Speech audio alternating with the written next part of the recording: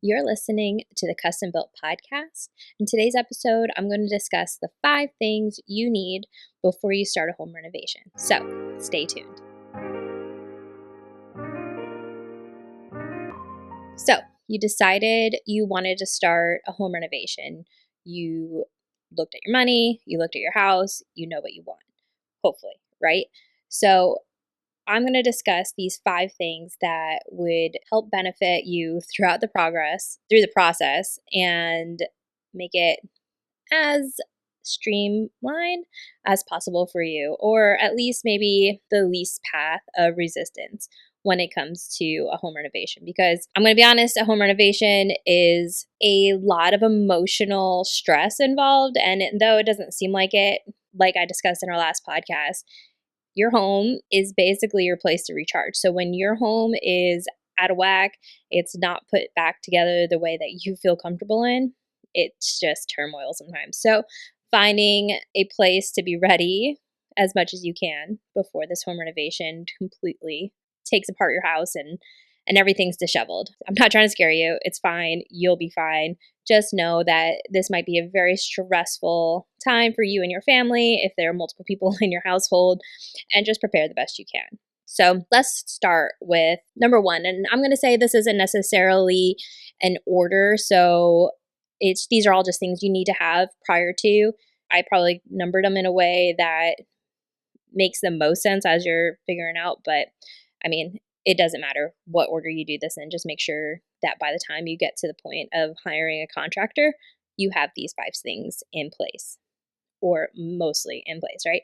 So, number 1 is concept. Understand what you want and what inspires you, and having some inspiration. So, if you have a dream board, that's cool. If you have some Pinterest boards that you want to see like an end result, there's something very specific that you're looking for, make sure you have that and you're able to communicate that well.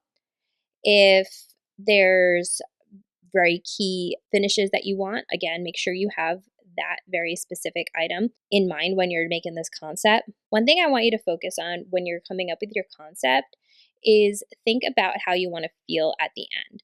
And instead of being hung up on all the little nitty details, I want you to think about this end result and how you'll feel in it. So, for example, things don't always go exactly the way that you expect them to. Or maybe you have a vision and what comes out at the end doesn't exactly line up. It's pretty close, but you might be like, wait, this isn't it. And if it was something really specific, it's important, it makes sense to make sure that that gets fixed. But if it's something that was kind of just like a generalized feeling or a generalized idea, but it still gives you that same end result of that feeling that you want, just keep that in mind as you're going through this project. And know that during this project, there's going to be times where it looks terrible and it might be scary, but this is just part of the process. And you sometimes just need to allow and trust that this process is going to go and complete in the way that you all discussed it to be. So, knowing your concept and knowing what you want as an end result will help you communicate that with the contractor that you hire. So, number 1, your concept. Know what you want. Number 2, know your budget. Now, this is a big one, right? We always want to talk money when it comes to renovation. We also know it's a big investment, so it can be really scary. It can be uncomfortable. This isn't a time to be uncomfortable about the money. You need to set a firm boundary and you need to set a firm budget. So, set your budget, whatever it is, and then also take 10% of that away and keep that as your contingency in case something surprising comes up. Especially if you're doing something really big, if you're taking walls out, if you're moving plumbing, there's always something that might pop up. If you have an older house, you might be running into things like lead paint or asbestos or anything that's dangerous like that might take extra precaution, like an abatement company that needs to come in, or a lead certified person that needs to, I guess it's kind of like an abatement company as well. So you just want to make sure that you have that contingency for things like this to pop up. And also knowing the age of your house so you know what to expect and to budget appropriately. Abatement's not cheap, and having to deal with that is environmentally and also, for our health, important to make sure that we do the right process in those moment. So not everybody is going to be experiencing this. So again, not trying to scare you. These are just things that you need to focus and think about while you're making these plans and budgeting for your project. Number 3 is knowing your boundaries. And this is huge, right? So you want to know what your boundaries and your expectations are. So, what are the things that you're going to expect from the contractors that you hire? And what are your boundaries? Maybe you only have the time frame between Monday to Friday, 8 to 5. That's fine. You just need to make sure that you communicate that. And maybe there's expectations that you want the workspace to be completely clean at the end of each day.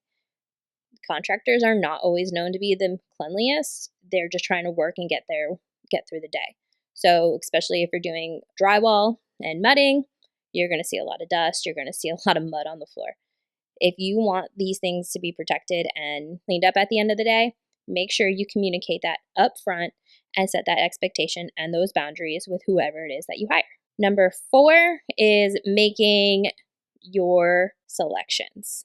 This one is huge if you're talking about staying on time, on task, and on budget.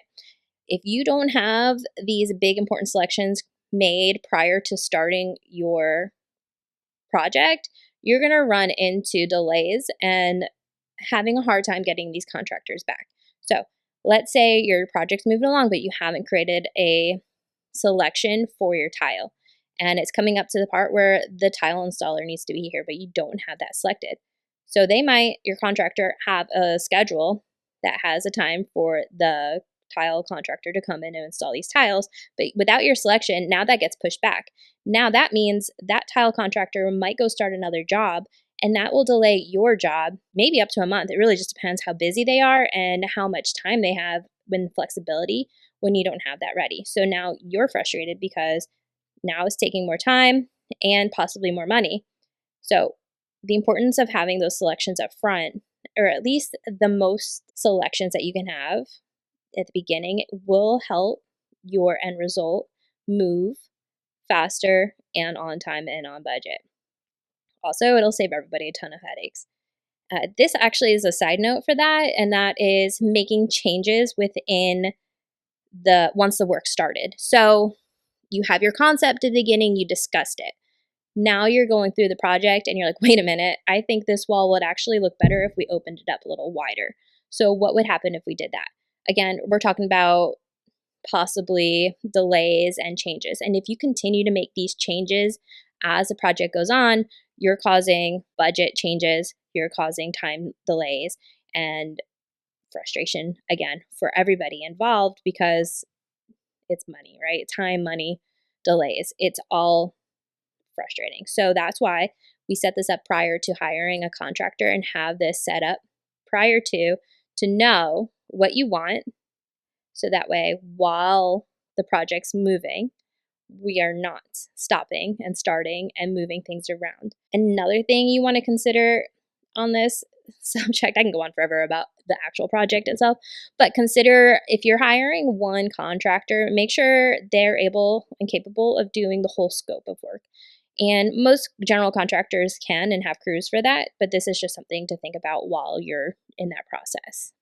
Number 5, we have understanding your jurisdiction rules. So you're going to probably need permits for this renovation. I'm assuming let's back this up. This is assuming that your project is going to involve moving walls, an addition, probably some plumbing, maybe some electrical work.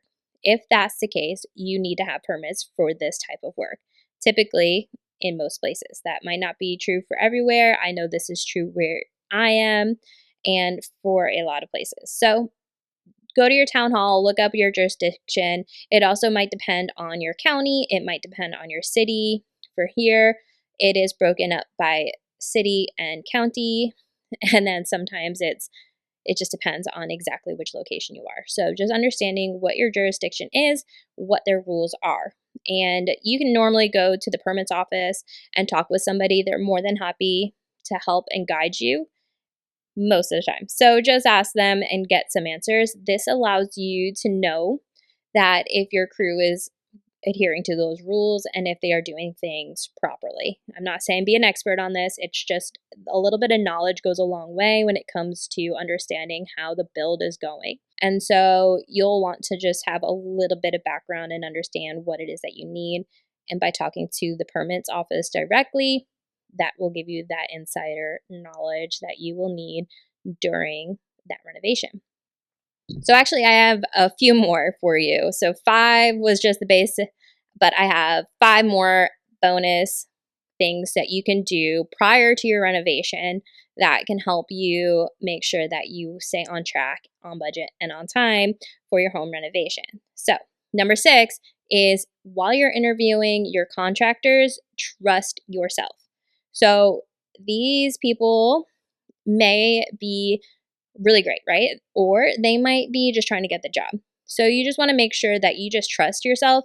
It also just, you might not jive with everybody, and that's okay. So just having conversations with them, let them show you their portfolios and their Instagram pages. Like I would go through all of their social media, see what some of their reviews are, look at Google, look at their Facebook ones, maybe even look at the Better Business Bureau website just to make sure that there's nothing fishy going on there.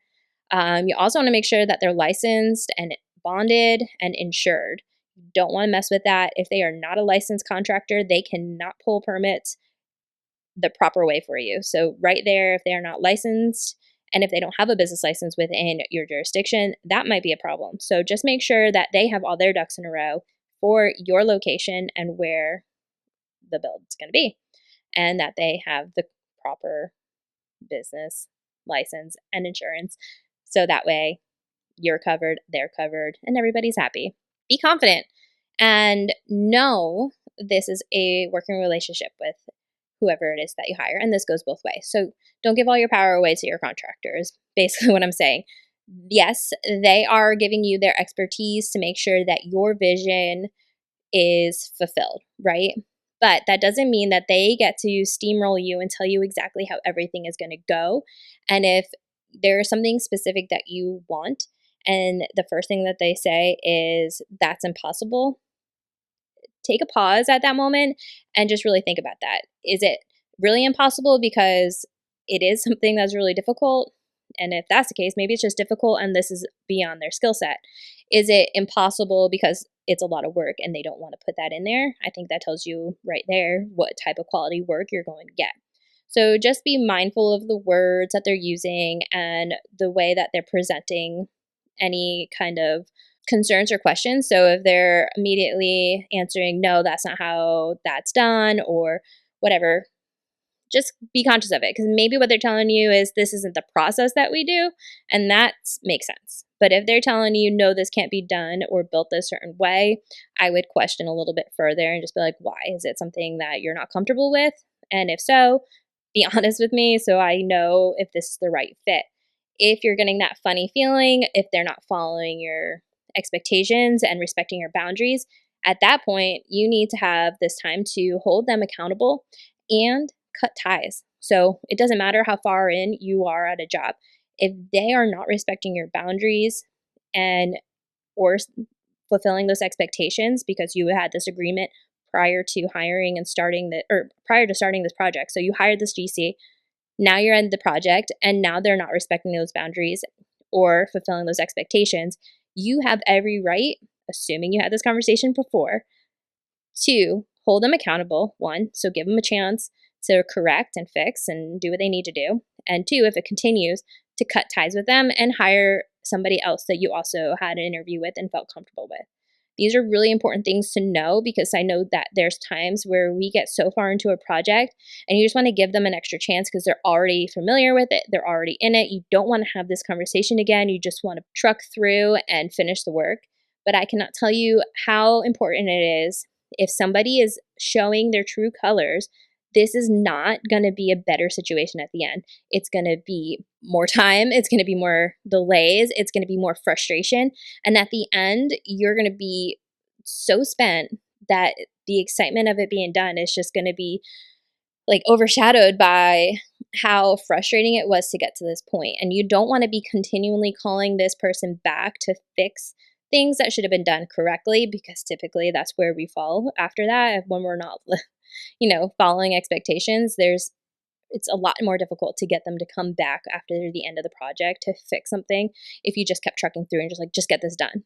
Okay, so setting boundaries is super important, and also knowing that this is a working relationship and that you both hold the power of working together. So you hire them, but you also have the power to fire them if they're not holding true to their side of the agreement. Now, that means that they can also do this to you. This isn't, again, a one-sided road. This is something where you need to respect their boundaries and their expectations as well, which brings me to number I guess we're at 8 now. So be reasonable, okay? This is people's livelihoods. They have personal lives. They are not living, dreaming, eating like your job, right? This is their work. And things do come up, and there are delays, and there are things that are out of their power that they just don't have any control over. And so being a bit compassionate when these things pop up will really go a long way. Again, it's a working relationship. Just be kind and try to be understanding. That doesn't mean, that they can abuse that and not show up when they say they're going to show up, and that there's constant excuse. There's a constant excuse over why they're not here on time, or why something didn't get done, or that these things are being delayed. There's times where you can start questioning that, but let's be a little bit more reasonable and compassionate if they have some, things going on in their life that they can't control. That's not drama. That's not, I'm in a fight and I don't feel like dealing with this. This is real life. I'm sick. My family's sick.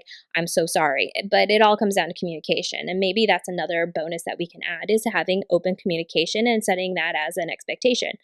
You need to communicate with your contractor, and your contractor needs to be able to communicate with you and be completely open and transparent about what's happening and what's going on for each side. So then that way there's no stories being able to be created and just made up, and frustrations, right? So when we start making those stories up in our head, oh, they're not coming, they're not showing up again, oh, they must not really want to do this job. It might not be true, but if they're not telling you, that's giving you that space to create these stories, and vice versa. And so just be compassionate, be reasonable, and try to be understanding to a point as far as what might be going on in their lives, because this is their job, this isn't their life, and your job is not their only job. Although your job is important and they should be treating it as so, it is not the only thing that's on their plate. Also, that brings up another point for thinking about when you're hiring somebody, just understanding how much they can hold, like what their capacity is for jobs. And if your job is really big and they're doing a whole bunch, it might be a really good, important conversation to have, to set that expectation as far as timeline, and is this realistic for you to take on if you have X, Y, and Z going on too. Number 9 is understanding how much you want to be involved in this process. So a lot of general contractors will have a project manager who would be overseeing the work going there. They might be a foreman. They might be I can't think of the word, but there's another word for basically overseeing the site manager. So they might be there, and they might be your point of contact. You might not be in communication with the person that you spoke to originally as the GC. Hopefully, you'll still have that open communication, but your day-to-day might be with that foreman or project manager that's overseeing the crews and making sure they're there and doing what they need to be doing. With that said, if you're going to want to be super involved, that's something you need to have that communication with prior to, and let them know that 1, you're going to be there on site, or 2, that you're going to want to have updates every day. To be transparent with that, sometimes contractors don't enjoy that. There's a safety issue if you're going to show up on job sites. So there might be major work going on, which would be a safety concern if you are on site and not needing to be there. It also, if you're there sitting around while the crews are doing work, you can be interrupting or just in the way in general. So really consider how much you really need to be there, and talk with your foreman or point of contact during the project, so you just get those daily updates. Again, it really comes down to communication and just knowing that if you want to be there all the time, it might be harder to find the contractor that's willing to have you there constantly during these projects.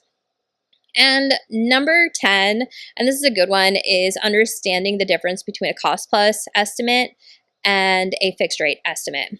They both have their pros and cons, and you can research that and figure out which one works best for you. But again, knowing your budget first and then understanding what each of these mean when you're having these conversations with your contractor will go a long way.